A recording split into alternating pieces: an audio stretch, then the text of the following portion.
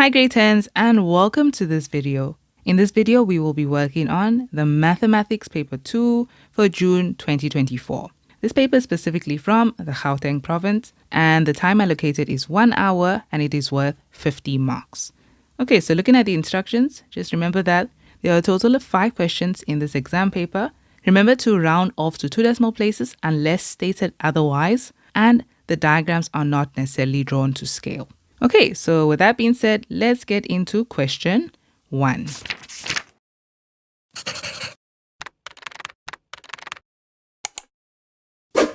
Question 1 says, in the figure below, A, which is -5 and 2, and B, 4 and -2, are points on a line segment AB. Determine the length of AB.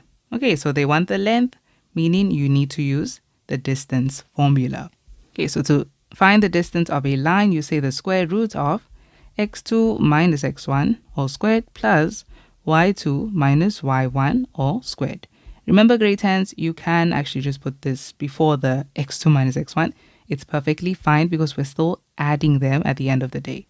So AB is equal to, and you can just assign, points to this. So this is going to be point 1 and that is point 2. So x2 minus x1, we're just going to take 4 minus the -5 all squared plus the -2 minus the 2 all squared, and put this into your calculator and just get your simplified answer. Okay, so our final answer is simply just the square root of 97. Moving on to the next question.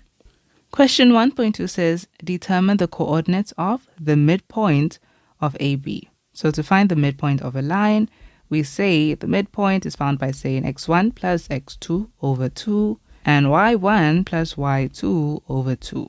And let's go. So it's still point 1 and point 2. So we're just going to take them as they are. I can see the points over here. So the midpoint of AB is, and we'll say -5 plus 4 over 2. And then that +2, and that is going to be plus -2, which becomes a -2 over 2. Okay, so this is what we have, and just simplify. So the midpoint of line AB is simply 4 minus 5 is -1 divided by 2 is -1/2. And then that becomes 0 divided by 2, which is 0. And that is our midpoint. Moving on to the next question. Question 1.3 says determine the gradient of the line AB. So just find the gradient. Okay, so the gradient is y2 minus y1 over x2 minus x1. Again, we're just substituting. Okay, so that is going to be the -2 minus 2, okay, in the numerator. -2 minus 2 over, and then x2 minus x1, that is just 4 minus -5. So 4 minus -5, and then just find the gradient of AB. So that is -4 over, and that's going to become a +5. So it's 4 plus 5, which is 9, which is -4 over 9. Moving on to the next question. Question 1.4 says, point A undergoes a certain transformation to a point A prime, such that the gradient of the line A prime B becomes undefined. Okay, determine the transformation that maps A to A prime. So how should we move this point A so that if we try to find the gradient of the line joining that new point of A, that transformed point, okay, and B, then that gradient is going to be undefined? Well, think about a gradient that is undefined, a line with an undefined gradient. Let's speak about these lines. You see, this line over here is perfect. It's fine. Okay, we can find the gradient of it. We found the gradient. You saw that it actually has a gradient. And so let's just monitor what the gradient of a line looks like all through. When your line is flat or horizontal, this is where it has a gradient of 0. Okay, so this is like the flat ground we walk on every day. Okay, we can walk on this line. It has a gradient of 0. It is a valid gradient. 0 is a real number. Okay, it's a defined number. But then we can also increase this gradient. Okay, so this would make this graph more slanted. Okay, it makes it steeper. So if we keep doing that, look at what happens if we get the gradient so that the line is now vertical. If the gradient measures the steepness of a line, can you find the gradient of this line? No, you can't. Okay, so here's the thing about it. And let's actually just move that point so that we can see what happens to that point.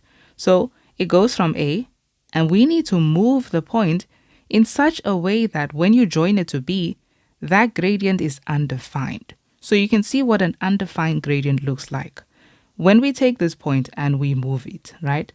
If you move it so that it is right above B, vertically in line with B, then if you join these, you see that you get a vertical line. This will give you an undefined gradient. So this is A prime that they are referring to. And so what are the coordinates of A prime so that it lies right above B like that? Well, they are vertically in line. So that would mean they share the same what coordinate, the same X or Y coordinate. Clearly, they don't share the same Y coordinate, okay? Because this has a Y value over here. It has the same Y value. It just moved from this point, okay? So from here, where it had a Y value of 2, it just moved like that. Its Y value didn't change. It didn't move up or down. It just moved to the right. So the Y value is still 2, but what is its X value now?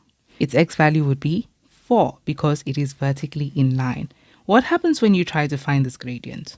You try to find the gradient, you say y2 minus y1. So you would have said 2 minus negative 2, which is fine. 2 minus negative 2 would work out perfectly. But then look what happens when you try to do this with the x. x2 minus x1. And I know, yes, I said a minus b, but let's just try b minus a just to see that it's still the same thing. Okay, if you try to find the gradient of this line a prime b, what's going to happen is we have negative 2 minus 2, which is fine. But then you have x2 minus x1, which is 4 minus 4. And so your denominator becomes 0. And that's why that is undefined. Okay, we can't find the gradient of a vertical line. We can find of a horizontal line. That is fine. But the vertical, no. Okay, so we just have to tell them how this point should be transformed so that the gradient is undefined. So that basically this line is a vertical line. Okay, of course, that numerator would be negative 4. So you can show them all of that. That's fine. And we're just going to tell them how we shifted that point. So it went from here, negative 5 and 2, and it simply just went how many units to the right? So this is negative 5. So from negative 5 to 0, that's exactly 5 units. And then from 0 to this coordinate, where it has an x value of 4, it's exactly 4 units. So it went 9 units to the right. That's how we need to transform point A so that A prime B has an undefined gradient. Okay, so now we'll just conclude. We can just say point A should be translated 9 units to the right, okay, so that it becomes A prime. Okay, or you can just use the word shifted. As long as they can see the type of transformation, it was a shift and it was 9 units to the right, then that is fine. Okay, so that is it for that question 1.4, and that is it for question 1. Question 2, 2.1 says if A is equal to 78 degrees and B equals 34 degrees, calculate the values of the expressions correct to 2 decimal places. Okay, so here there's not much thinking. You're just substituting, putting it on the calculator and rounding off to 2 decimal places. So sine A, since A is 78 degrees, we just say 78 degrees minus sine, and that's 34 degrees, and then just get your answer, okay? Make sure to round off correctly. Okay, when you put this on your calculator, make sure not to press shift sine, okay? It's just sine, the sine function, not the second function of sine. So the minus sine 34 degrees, and then there we go. It is 0 point, and they want us to round off to 2 decimal places. So we have 4, and then the second decimal place is the 1, but the 8 will round that 1 up to a 2, and that is our answer. Looking at the next question, okay, so just a little more thinking with this one, okay, and the reason there's a little more thinking is just because they've used secant instead of, any other function that we have there. So you just need to remember what this is equal to. So sec A is equal to 1 over cos A. Okay, so that's what we're going to do. We're just going to say this is equal to the cube root of 1 over, and that is going to be cos, but we know that A is 78 degrees, so 78 degrees, and then put this into your calculator and get your answer. Okay, and our answer is 1 point, and that is 688. So that second 8 adds a 1 to the 8, it rounds up. And so it becomes 6, 9, and that is our answer. Okay, moving on to the next question. Question 2.2 says, in the diagram below, point P, -2 and -1, lies in the third quadrant, and OP is equal to odd centimeters. So that is unknown right now. The axes intersect at O, which represents the origin of the sketch. Okay, using the sketch and without a calculator, calculate, and we need to find the length of OP. Okay, so do you see how this point has helped to form a triangle, and we can see the lengths of the sides, some sides of this triangle.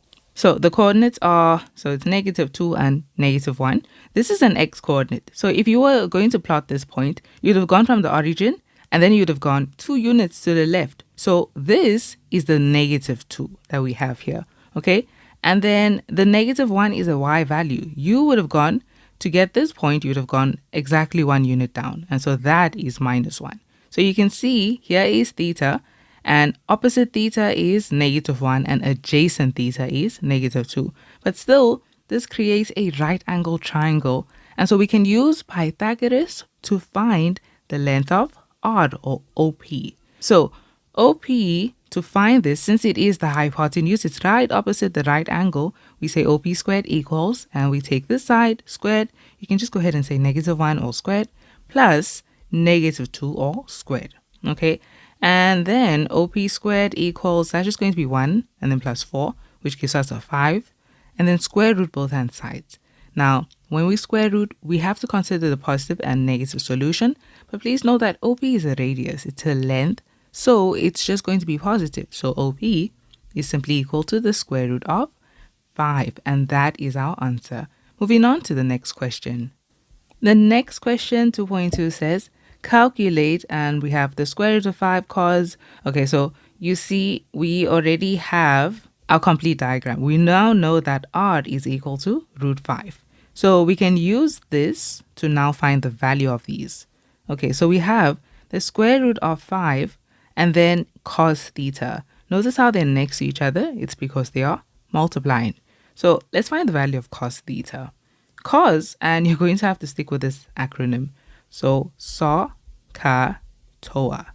And remember that cos is the adjacent side over the hypotenuse side. So looking at this right angle triangle, the adjacent side next to the angle would be -2. And then over the hypotenuse, which is the √5. So we have -2 over √5 there. So we'll say multiply by -2 over the square root of 5.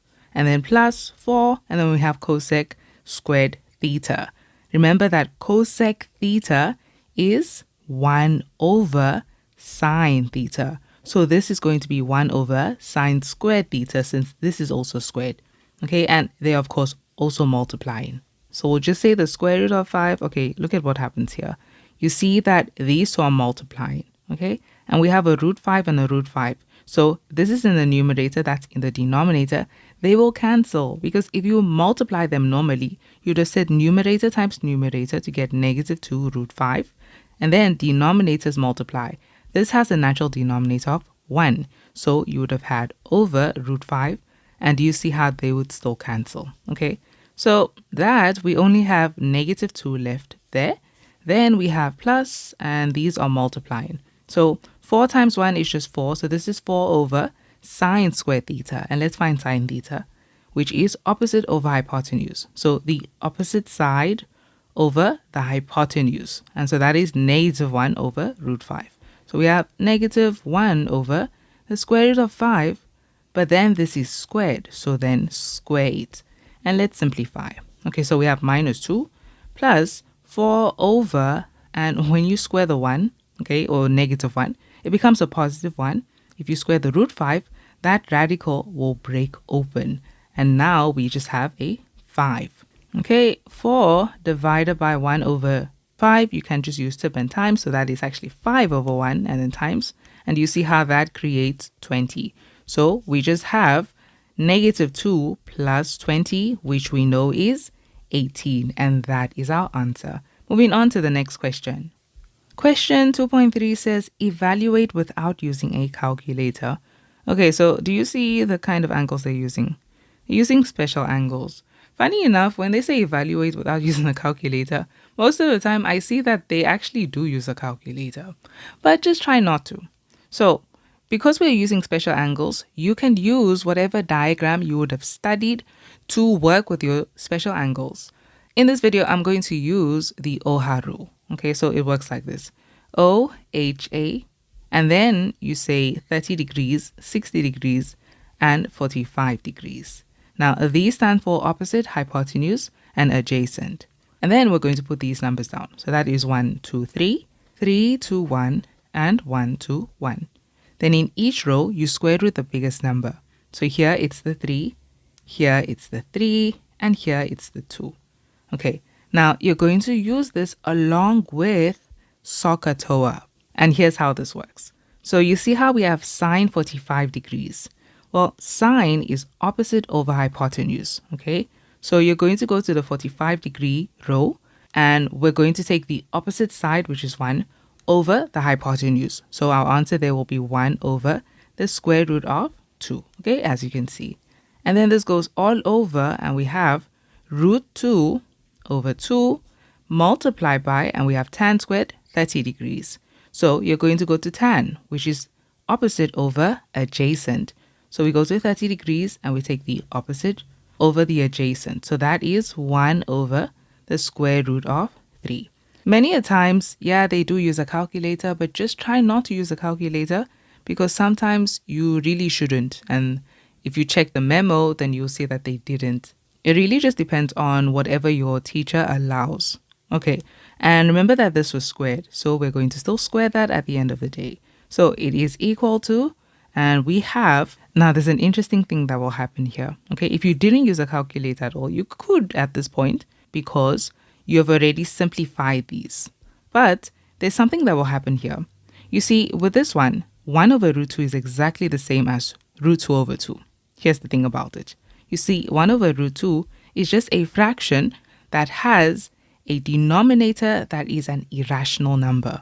Okay, irrational numbers are like surds and pi. Okay, any type of decimal that continues infinitely and does not repeat. Okay, it doesn't recur. So non-recurring and non-terminating decimals. So that's what's going on here. It's just an irrational number.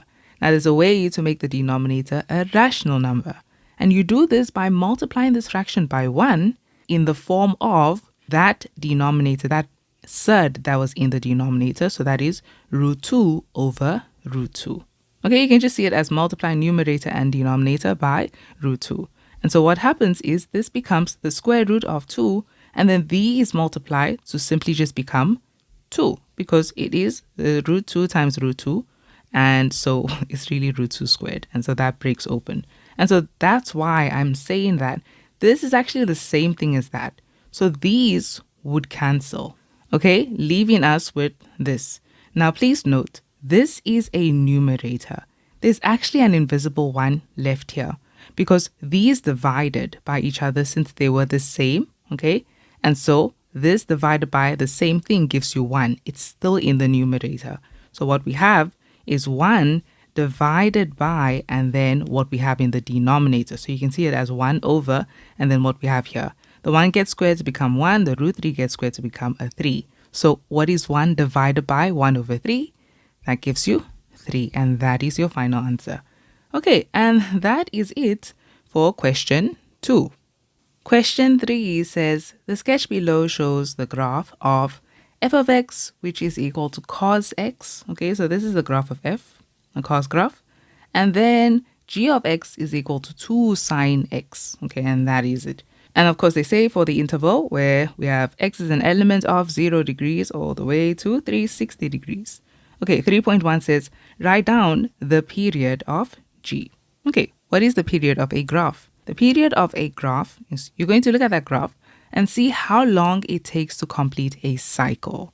Now, the graph of g, as we can see, is a sine graph. Okay, so this is our sine graph. And let's just see how long it takes to complete a cycle. Naturally, a sine graph, the mother graph, y equals sine x, takes 360 degrees to complete a cycle. So this is one cycle when it makes this pattern. So from 0 degrees all the way to 360 degrees. And what's going to happen with this graph is 360 degrees later, it's going to have this same pattern again.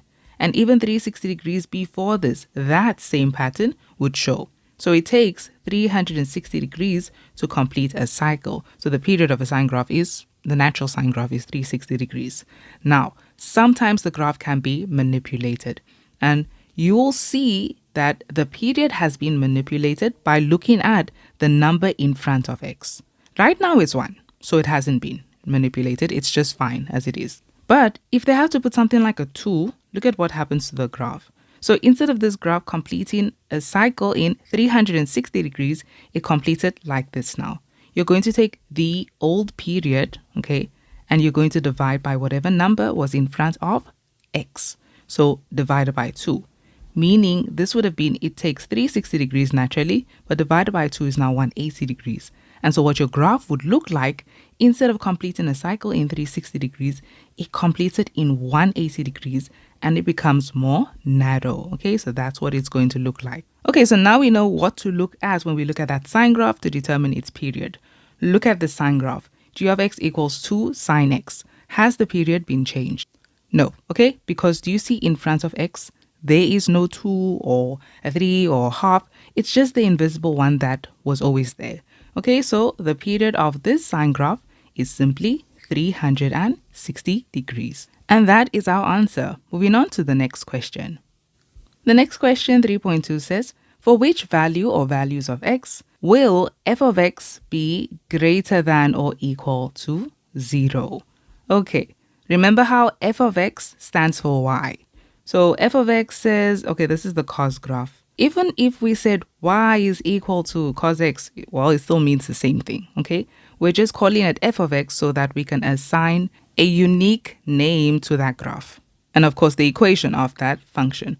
Okay, so looking at the cos graph, for which values of x will f of x be greater than or equal to 0? Remember how that stands for y? So they are saying, tell us the values of x where we will have the y values of f being greater than or equal to 0. Okay, values that are greater than 0 are positive values. Okay, now let's see. Where do we find y values that are positive? You could focus on your y-axis. Okay, on the y-axis here are values. We have negative values here and positive values here. We're trying to find out where this graph has positive y values. Okay, so now let's focus on the parts of the graph of f that has positive y values. So the positive y values would be all the parts of the graph that line to positive y values, meaning all the parts of f that lie above the x-axis. Okay, so where is the graph of f and where is it above the x-axis? That would be over here and over here. Okay, everything here is below the x-axis. Okay, these parts are going to line to negative y values. We don't want that. So now that we know the parts of the graph they are referring to, we need to tell them the x values that belong to these sections of the graph. Okay, and to do that, you can line it down to the x-axis. Now, they did say greater than or equal to 0. Okay, so wherever the y value is equal to 0, we will also take that. So if you line it down, this point over here has a y value of 1. That is a value greater than 0. So it starts at the x value of 0 degrees, and then keep lining it down. You see that it's all these x values. And then look at 90 degrees. 90 degrees, look at its coordinate. It's 90 degrees and the y value is 0. So it has a y value of 0 here, which is one of the requirements. So we're also going to take that. So we can simply say that this is where x is greater than or equal to 0 degrees, but less than or equal to 90 degrees. So all of these values here. Greater than or equal to 0 degrees, but less than or equal to 90 degrees.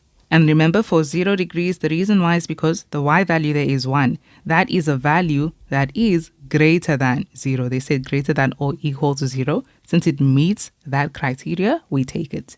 Okay, now looking at this side, we would also line all of these down to the x-axis to understand where these x values are. You can see that it starts at 270 degrees. That has a y value of 0, okay? And then all of these have y values that are positive. Okay, all of those y values are positive. So its values that are here greater than or equal to 70 degrees, but less than or equal to 360 degrees. We have to take 360 degrees because at 360 degrees, the graph of f has a y value of 1.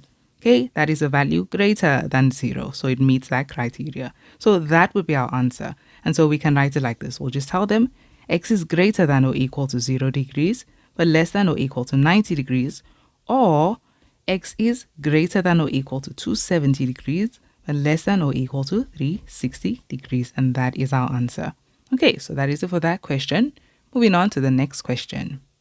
The next question, 3.3, and the last question for question 3 says, determine the range of m of x if m is equal to -4 f of x plus 1. Okay, so if the graph, the new graph, the equation of this is m of x is equal to -4 f of x plus 1.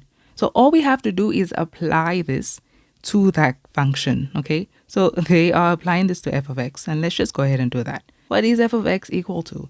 It's equal to cos x.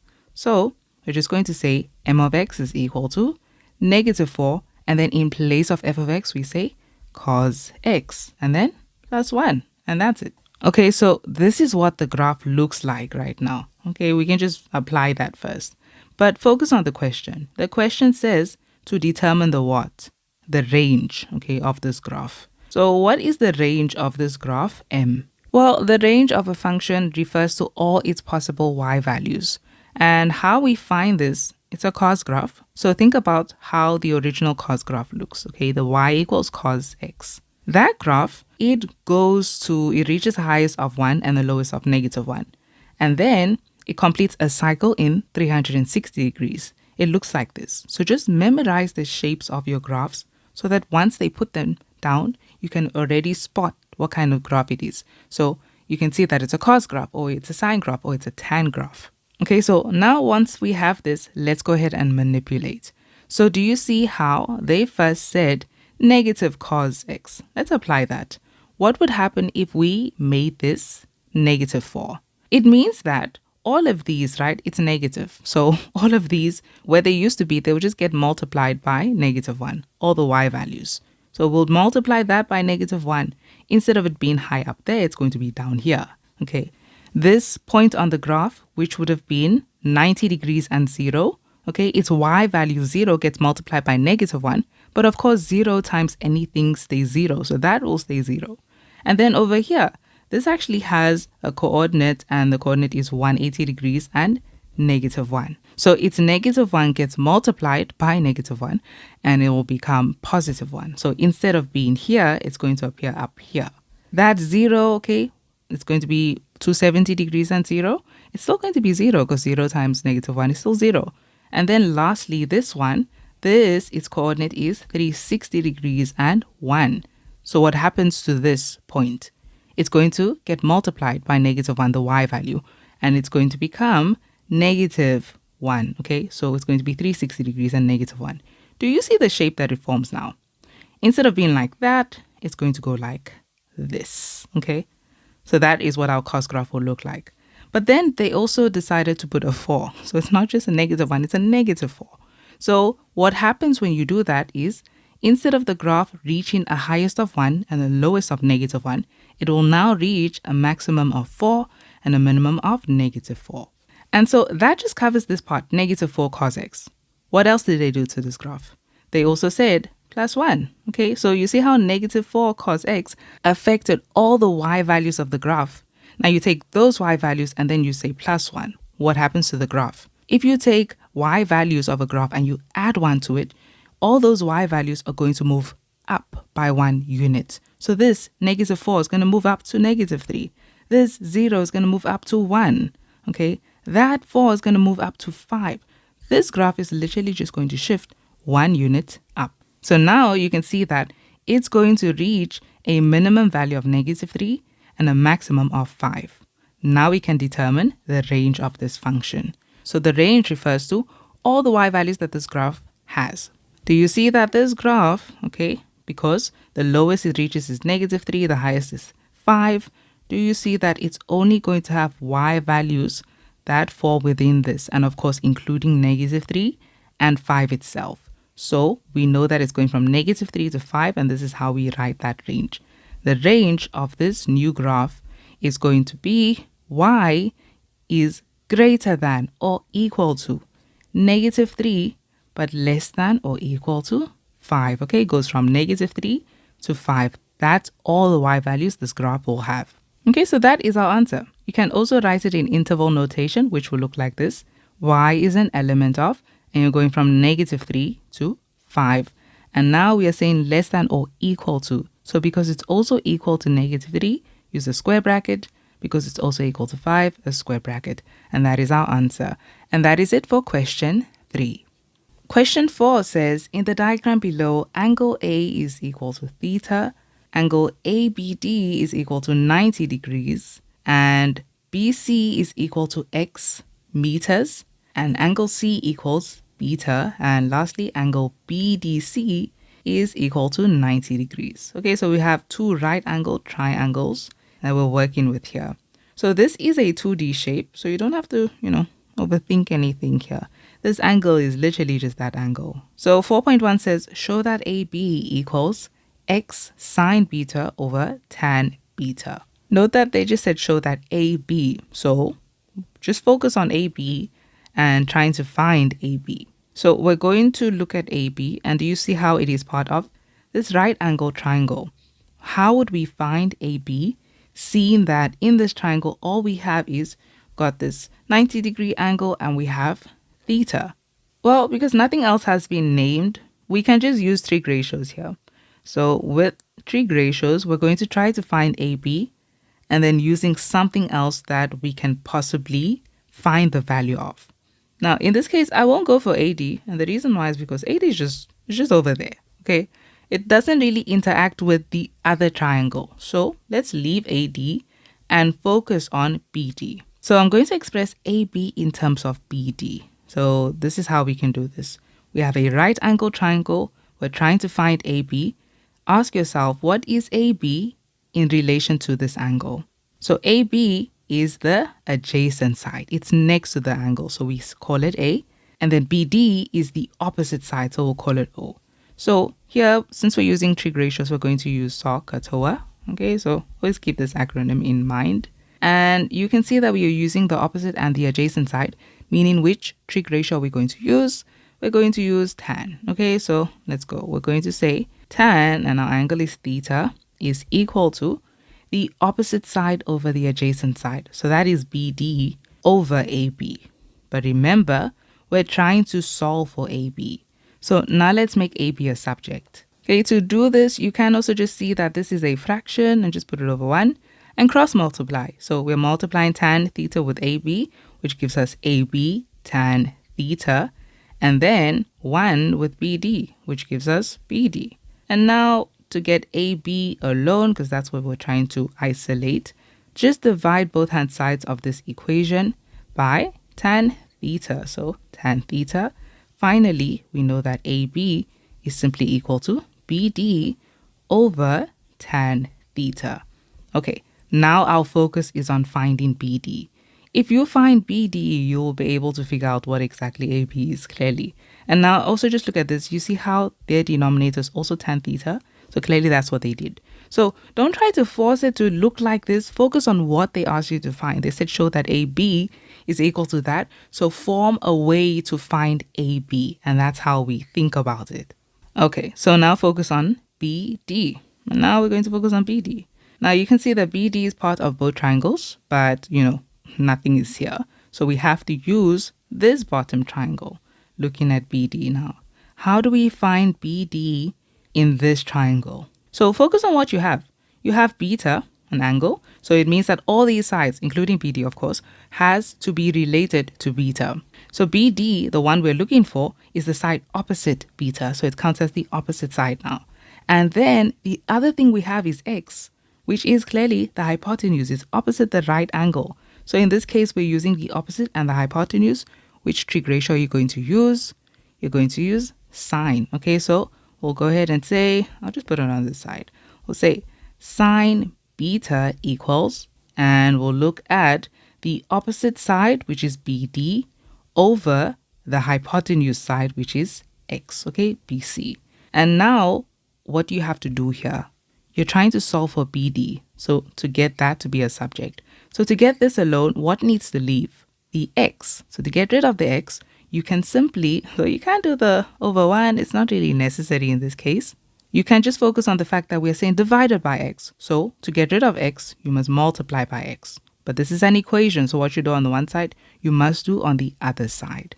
So finally, we have BD is equal to, and this becomes X sine beta. Okay, so that is BD. And now that we have the value of BD, we can take it and substitute it into this. Okay, so finally, AB is equal to, BD is just X sine beta, and then over tan theta. And check if they had the same thing. As you can see, that's exactly what they had. And now we have shown them that AB really is equal to this. And that is our answer. Moving on to the next question. And then the last question for question 4 says, hence or otherwise, calculate the length of AB correct to 2 decimal places. Okay, so just remember 2 decimal places. If theta equals 52 degrees, beta equals 40 degrees, and x equals 12 meters. Okay, so they've given us everything. All we have to do is take AB and substitute these values to find its value. Okay, so AB equals x is 12 meters, and then multiply by sine beta, which is 40 degrees, and then over tan theta, which is 52 degrees. Go ahead and put this in your calculator and then round off to 2 decimal places. Okay, so our final answer is 6 point, and you see how that 6 is going to round the 2 up to a 3, so 0.3 meters, okay, to 2 decimal places like they asked for. And that is our answer, and that is it for question 4.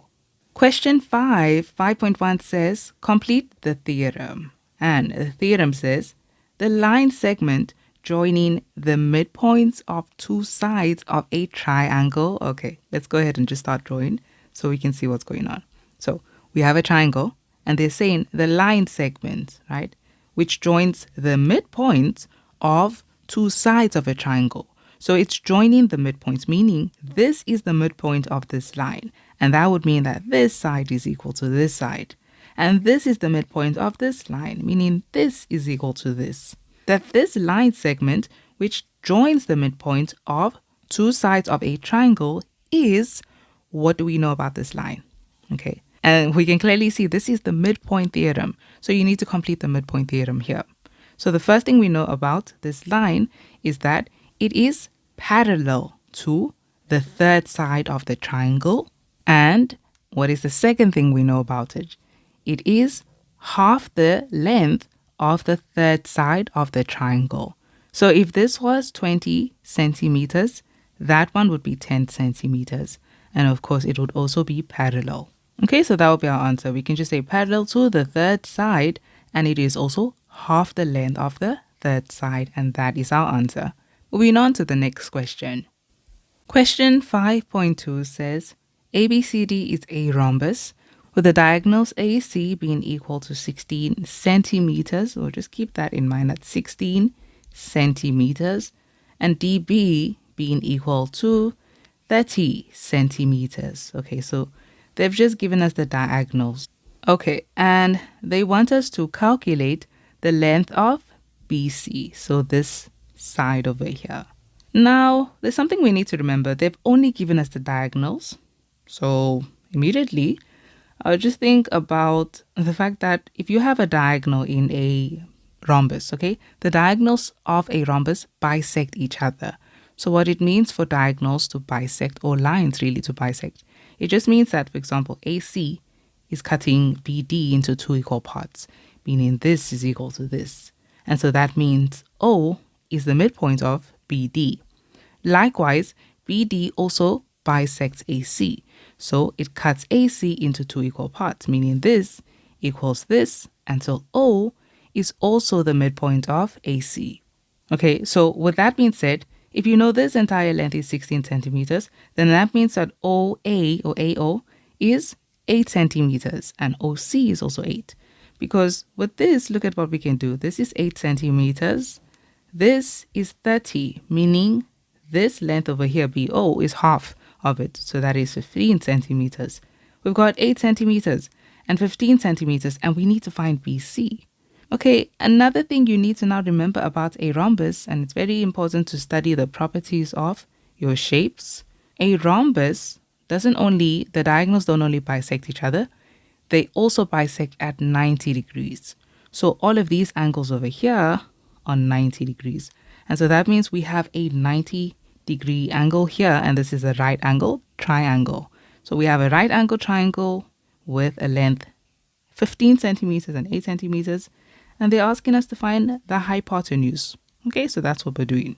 Okay, so because it is Euclid, I am going to tell them that that is 90 degrees. So let's start off there. We'll tell them that angle BOC is equal to 90 degrees because we know that the diagonals of a rhombus bisect at 90 degrees.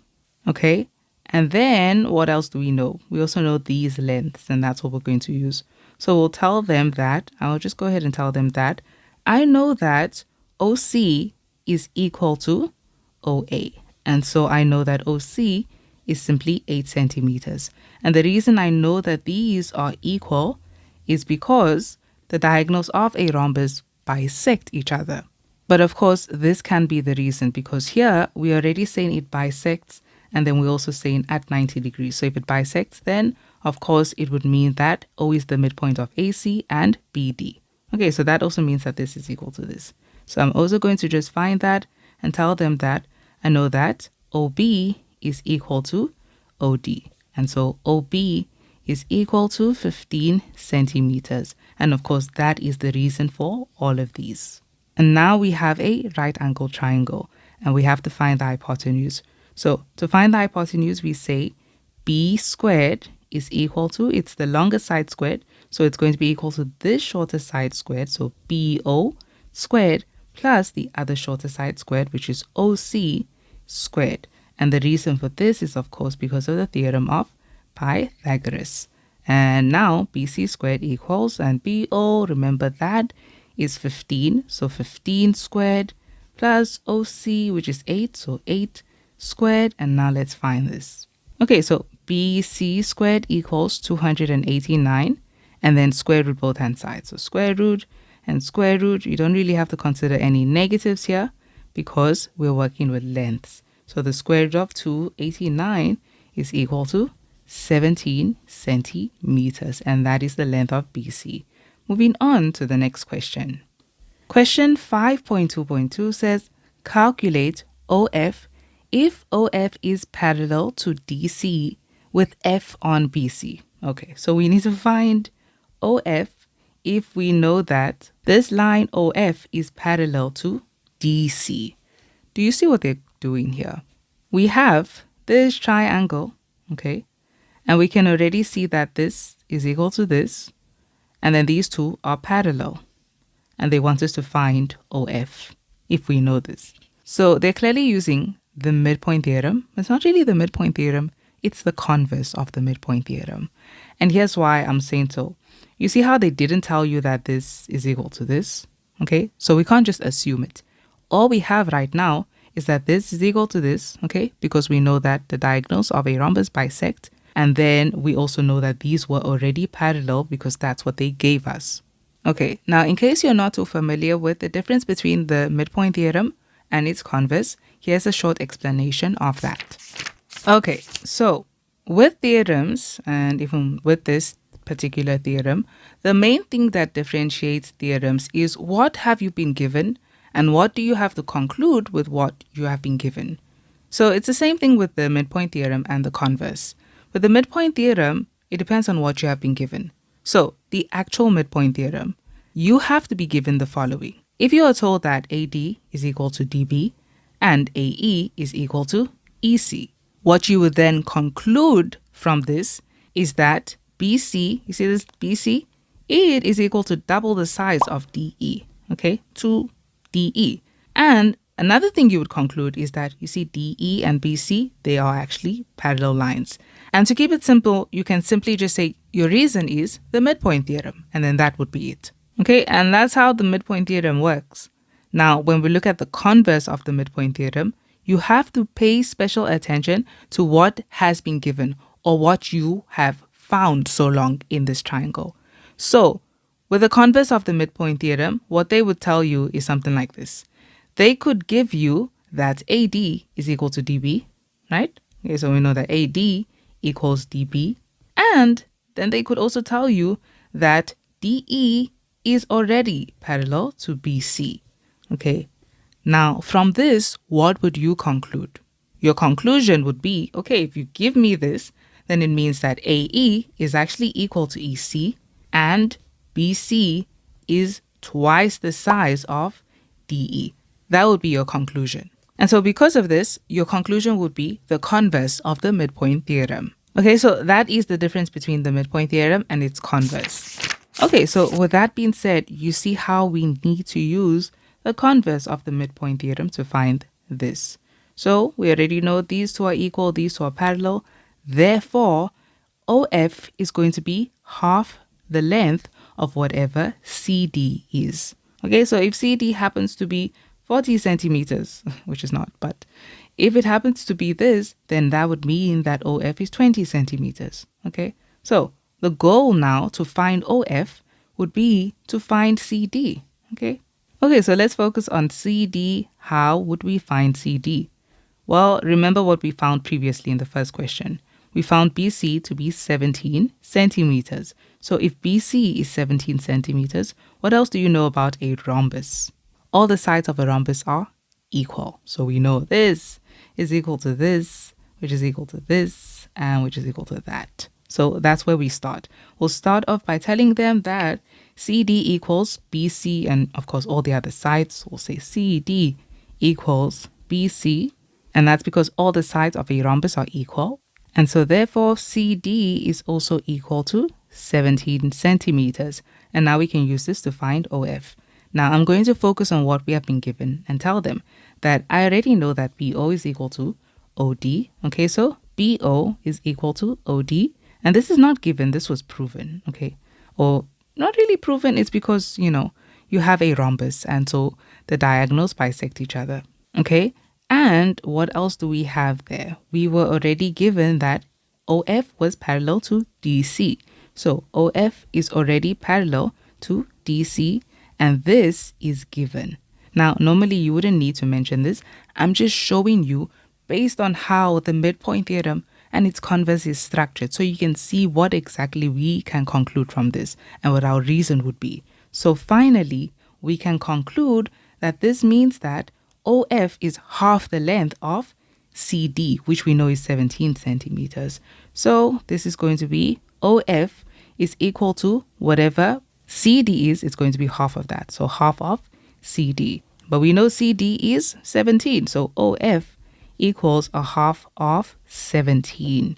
And we can find that. Of course, that's going to be a decimal, but we'll still take it.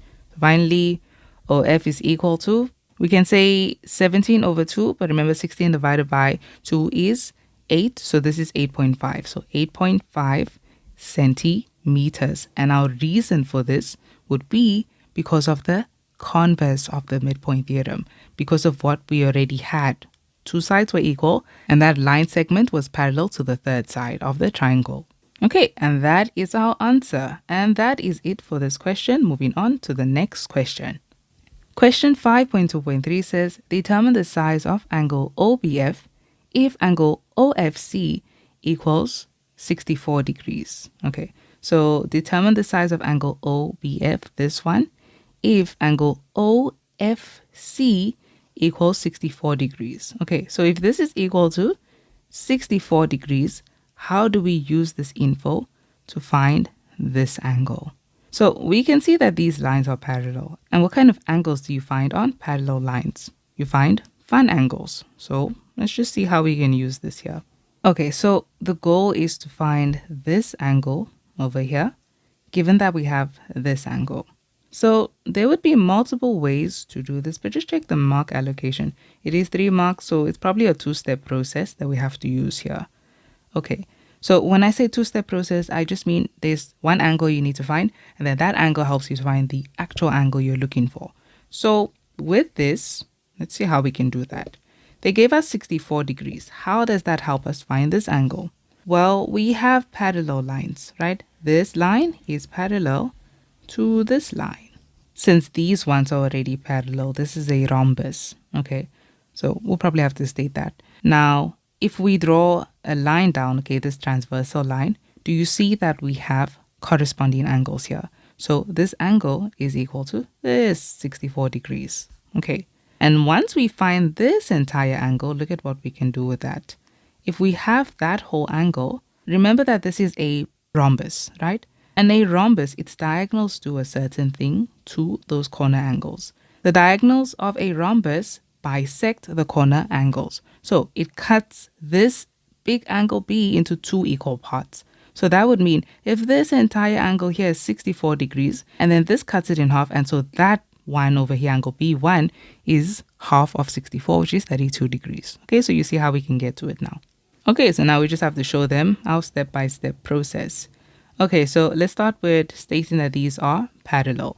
So maybe we can just start by telling them, since OF was already parallel to DC, okay, so I'll just say, since I already knew that OF was parallel to DC, then this would mean that OF is also parallel to this line AB. Okay, so these two lines are parallel, and the reason why is because this was already parallel to this, but these two are definitely parallel because we have a rhombus. Okay, so OF is therefore parallel to AB because we have a rhombus and the opposite sides of a rhombus are parallel.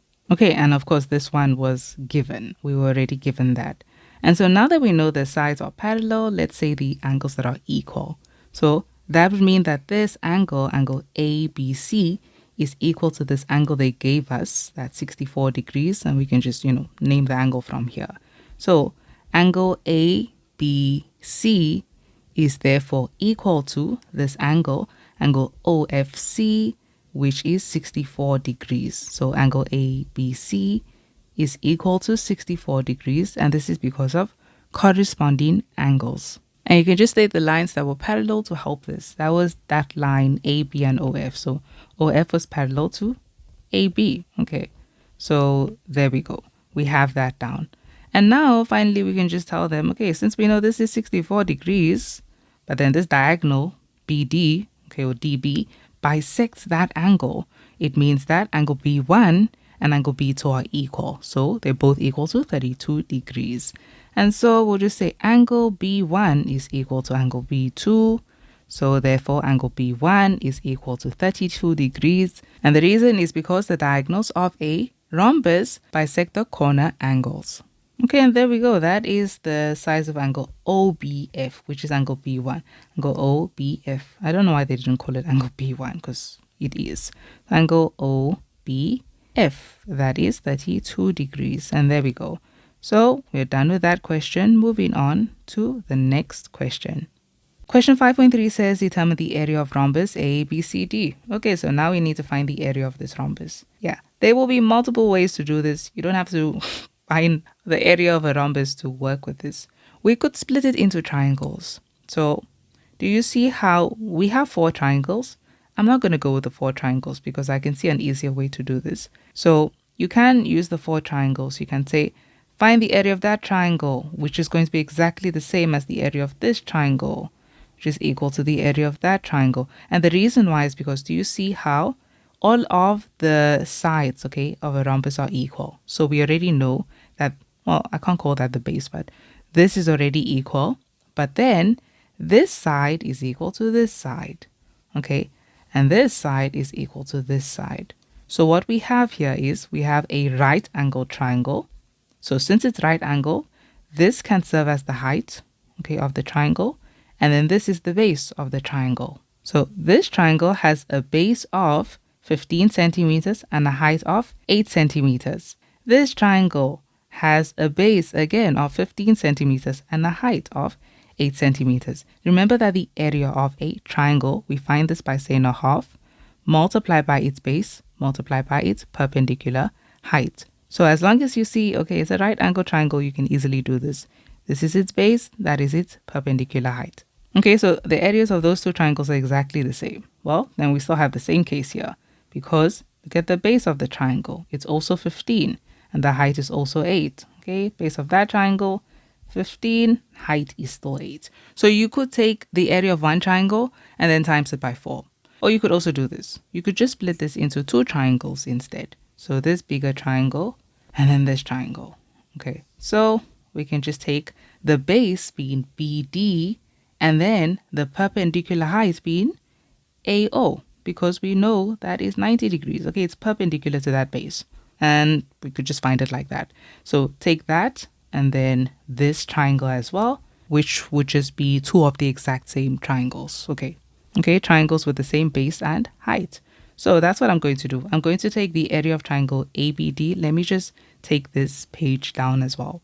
Okay, so to find the area of the rhombus, we simply take the area of this triangle, and the first one is the triangle on top. So it's a triangle ABD, so triangle ABD, and then plus the area of triangle, and then the bottom one, and that is triangle BCD, area of triangle BCD. Okay, so this is equal to, and you can see they're the exact same triangle, so we can just say 2 times 1 of that triangle. So the area of a triangle is a half, multiplied by the base, which we can see is 30 centimeters, that is BD, so 30, and then multiplied by the perpendicular height, which we can see they both have a height of 8 centimeters, and this will give you your answer.